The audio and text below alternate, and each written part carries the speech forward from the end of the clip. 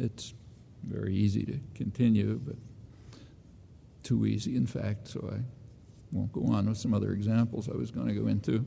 But that all of this, cite examples at length. It's hard to find an exception. It does leave open a crucial question.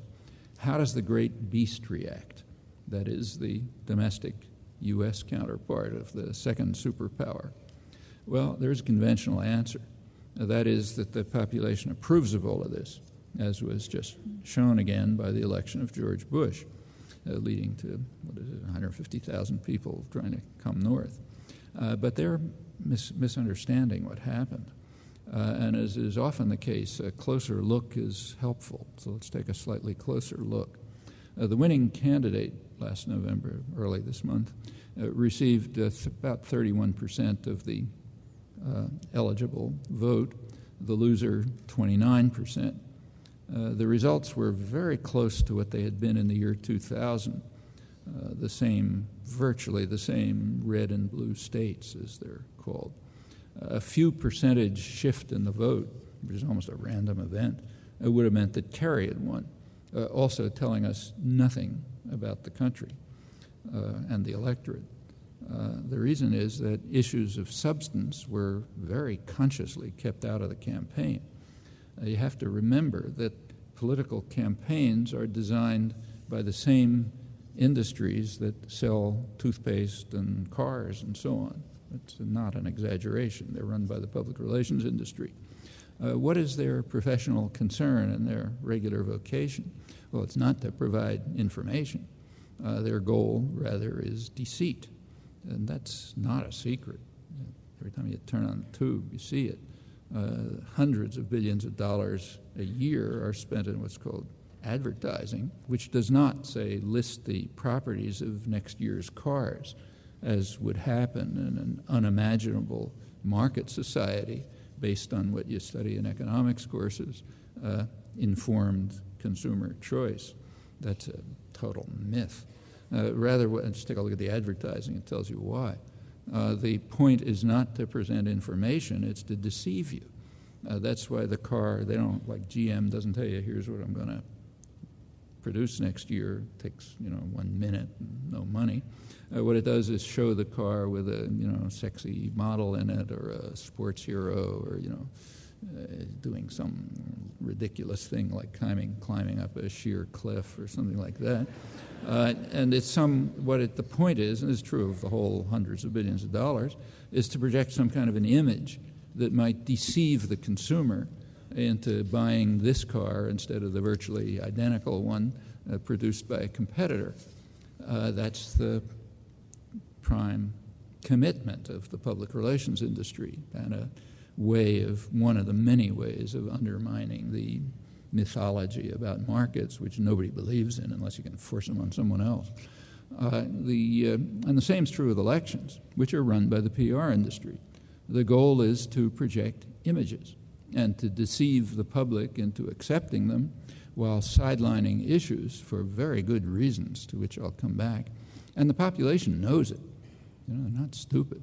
About 10% of voters say their choice is based on the candidates, reading the polling question, on the candidates' agendas, ideas, platforms, and goals. That's 6% of Kerry voters and 13% of Bush voters, otherwise essentially nobody. The rest rely on what the industry calls qualities and values. So does the candidate project the image of a strong leader, kind of guy you'd like to meet in a bar, or somebody who cares about you and is just like you?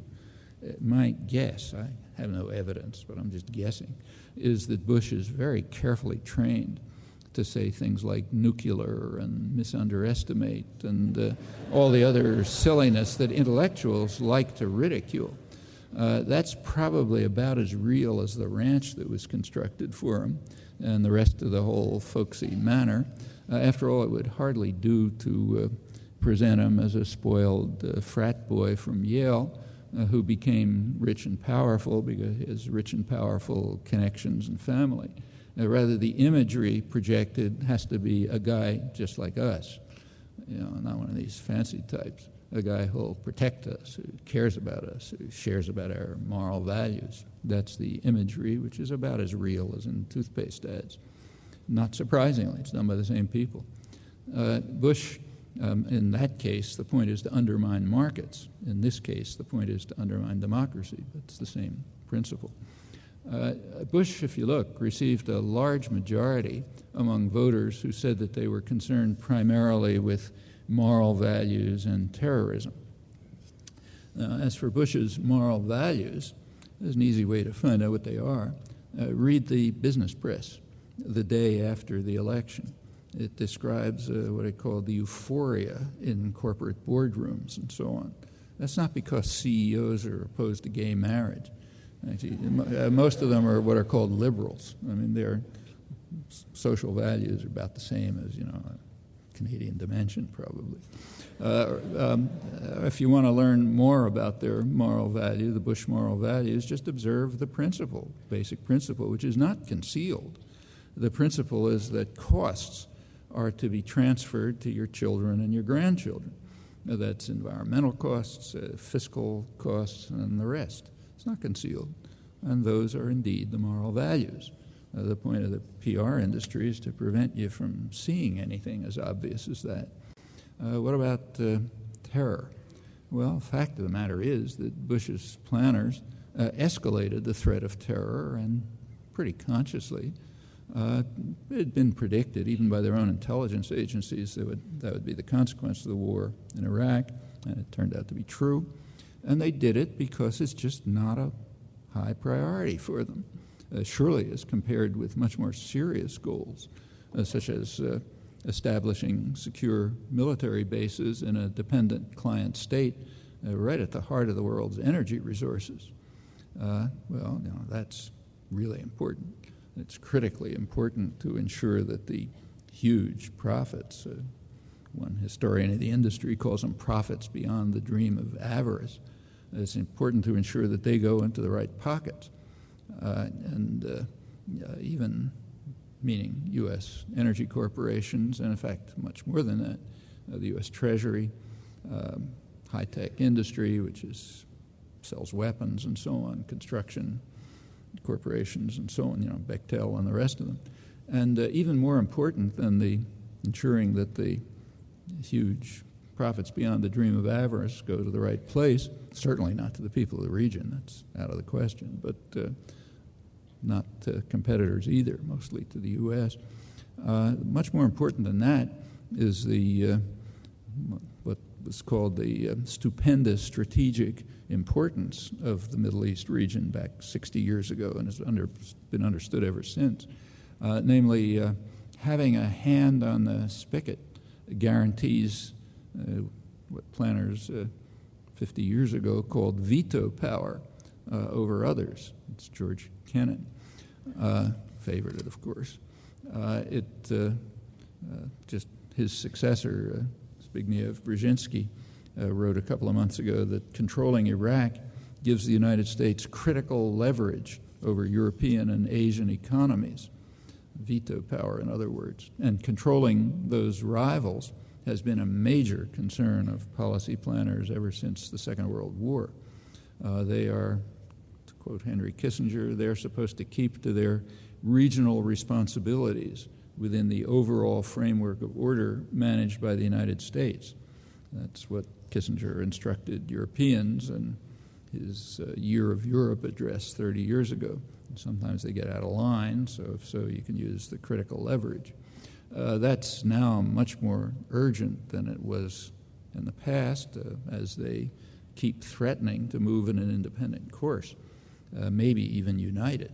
So the European Union and China have became each other's leading trading partners last year, and these ties are becoming even tighter. It now includes the world's second largest economy, Japan. So critical leverage is more important than ever for world control in what's sometimes called a tripolar world, three major power centers that has been evolving for 40 years and now much more so. In comparison to this, the threat of terror is a pretty minor consideration, although the threat is known to be awesome.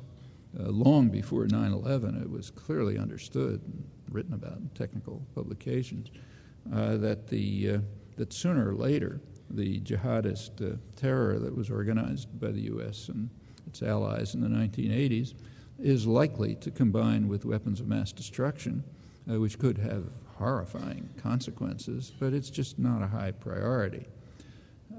Those who thought they were voting for somebody who's going to protect them from terror and has their moral values are severely deceived.